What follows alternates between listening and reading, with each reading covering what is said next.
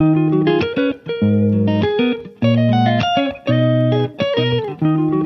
श्रीमन नारायण। नमस्कार दोस्तों, आज मैं आप लोगों को योगिनी एकादशी का शुभ मुहूर्त, पूजा विधि, महत्व, व्रत की विधि, पौराणिक कथा सब कुछ सुनाऊंगी। योगिनी एकादशी 2023 का व्रत आषाढ़ मास की कृष्ण पक्ष की एकादशी तिथि के दिन रखा जाता है। इस साल योगिनी एकादशी का व्रत 14 जून 2023 बुधवार के दिन रखा जाएगा। इस दिन श्री नारायण भगवान की पूजा अर्चना की जाती है। इस व्रत को रखने से सभी पापों का नाश होता है, दुख दर्द दूर होता है। एकादशी तिथि प्रारंभ 13 जून सुबह 9:28 से हो रही है। एकादशी तिथि समाप्त 14 जून सुबह 8:28 तक रहेगा। योगिनी एकादशी का व्रत 14 जून 2023 बुधवार के दिन रखा जाएगा। योगिनी एकादशी पारण का मुहूर्त 15 जून गुरुवार सुबह 5:22 से 8:10 तक रहेगा। इस व्रत को रखने से बीमारियों से मुक्ति मिलती है और आपका स्वास्थ्य अच्छा रहता है। अगर आप निरोग रहना चाहते हैं तो इस व्रत को रख सकते हैं। इस व्रत को रखने से 88,000 ब्राह्मणों को भोजन कराने के बराबर पुण्य मिलता है। इस व्रत को रखने से घर में सुख, समृद्धि और खुशहाली आती है। एकादशी के दिन सुबह स्नान आदि से निवृत्त होकर व्रत शुरू करने का संकल्प लें। तत्पश्चात पूजन के लिए मिट्टी का कलश स्थापित करें। उस कलश में पानी, अक्षत और मुद्रा रखकर उसके ऊपर एक दिया रखें और उसमें चावल डालें। भगवान विष्णु की प्रतिमा स्थापित करें। ध्यान रखें कि प्रतिमा पीतल की ही हो। प्रतिमा को रोली अथवा सिंदूर का टीका लगाकर अक्षत चढ़ाएं। उसके बाद कलश के सामने शुद्ध देसी घी का दीप जलाएं। अब तुलसी पत्ते और फूल चढ़ाएं। फिर फल का प्रसाद चढ़ाकर भगवान विष्णु का विधि विधान से पूजन करें। फिर एकादशी की कथा सुनें। अंत में श्री हरि विष्णु की आरती करें। मंत्र उच्चारण करें। ओम नमो नारायणाय या ओम नमो भगवते वासुदेवाय नमः का 108 बार जाप करें। आषाढ़ कृष्ण एकादशी के दिन 10वीं तिथि को रात्रि में एकादशी व्रत करने का संकल्प करना चाहिए। अगले दिन सुबह स्नान आदि सभी क्रियाओं से निवृत्त होकर भगवान श्री हरि विष्णु तथा लक्ष्मी नारायण जी के स्वरूप का ध्यान करते हुए शुद्ध घी का दीपक, नैवेद्य, धूप, पुष्प तथा फल आदि पूजन सामग्री लेकर पवित्र एवं सच्चे भाव से पूजा अर्चना करना चाहिए। इस दिन गरीब, असहाय अथवा भूखे व्यक्ति को भोजन कराना चाहिए तथा प्यास से व्याकुल व्यक्ति को जल पिलाना चाहिए। रात्रि में विष्णु मंदिर में दीप दान करते हुए कीर्तन अथवा जागरण करना चाहिए। एकादशी के अगले दिन द्वादशी तिथि को अपनी क्षमता अनुसार ब्राह्मण तथा गरीबों को दान देकर पारण करना चाहिए। ध्यान रहे कि इस व्रत में पूरा दिन अन्न का सेवन नहीं करना है तथा केवल फलाहार ही करने का विधान है। दशमी से लेकर पारण होने तक का समय सत्कर्म में बिताना चाहिए तथा ब्रह्मचर्य व्रत का पालन करना चाहिए। योगिनी एकादशी से समस्त पाप दूर हो जाते हैं और व्यक्ति पारिवारिक सुख पाता है। यह व्रत सभी उपद्रवों को शांत कर सुखी बनाता है। योगिनी एकादशी का व्रत करने से समृद्धि की प्राप्ति होती है। माना जाता है इस व्रत को करने से 88,000 ब्राह्मणों को भोजन कराने के बराबर पुण्य प्राप्त होता है। यह व्रत तीनों लोकों में प्रसिद्ध है। इस व्रत को विदित रखने से सिद्धि और सफलता मिलती है। इस व्रत के प्रभाव से किसी के दिए हुए श्राप का निवारण हो जाता है। यह एकादशी समस्त आदि व्याधियों को नष्ट कर सुंदर रूप, गुण और यश देने वाली कही गई है।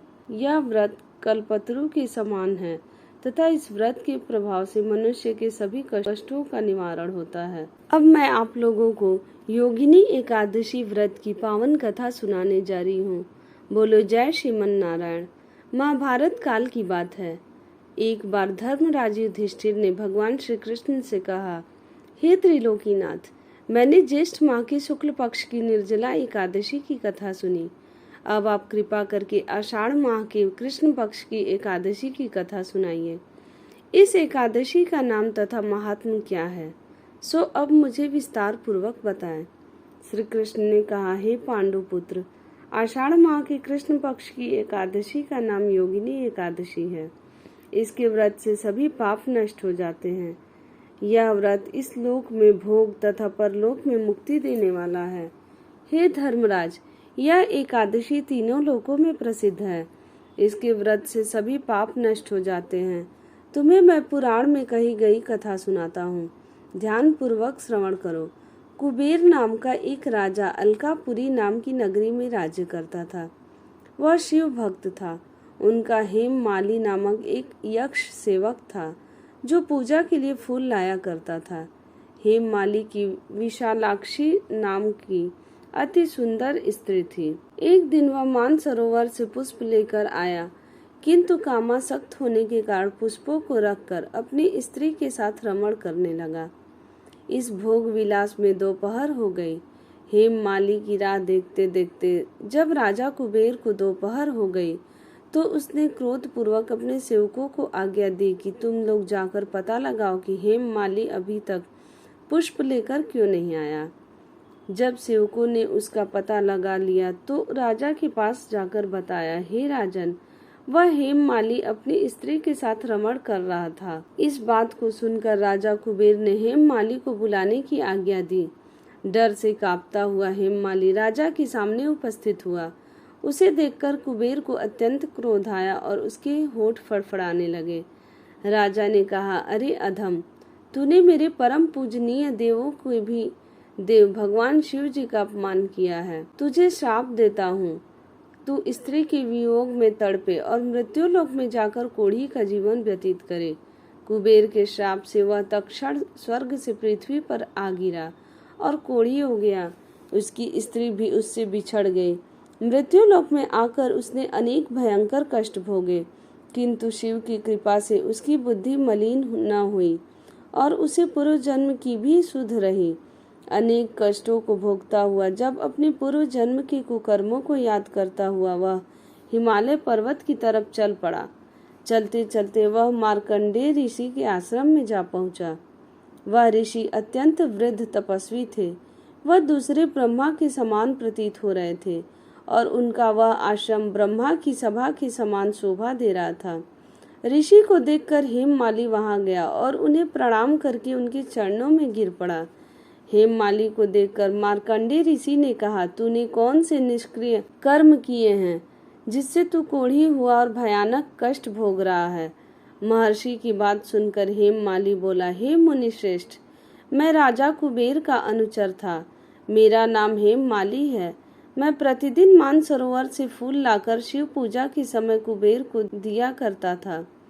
एक दिन पत्नी सहवास के सुख में फंस जाने के कारण मुझे समय का ज्ञान ही नहीं रहा और दोपहर तक पुष्प न पहुंचा सका। तब उन्होंने मुझे श्राप दे दिया कि तू अपनी स्त्री का वियोग और मृत्युलोक में जाकर कोढ़ी बनकर दुख भोग।